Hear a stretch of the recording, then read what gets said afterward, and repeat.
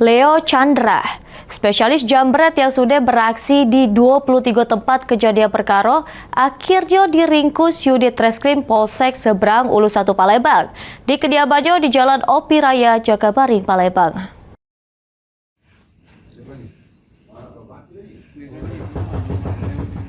Leo Chandra tersangka spesialis jambret yang sudah meresahkan warga kota Palembang. Akhirnya diringkus unit Treskrim Polsek Seberang Ulu 1 Palembang di kediamannya di Jalan Opi Raya, Jakabaring, Palembang. Sesudah diamankan, tersangka langsung digelandang ke Polsek Seberang Ulu 1 Palembang guna dilakukan pemeriksaan lebih lanjut.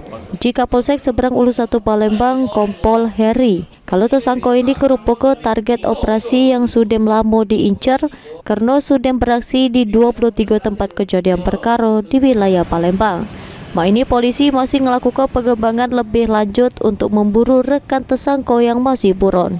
Setelah kita interogasi, pelaku sudah melakukan untuk wilayah Seberang Ulu 1 7 TKP, sedangkan untuk wilayah yang lain ada 16 TKP, jadi ada 23 TKP untuk di kota Palembang.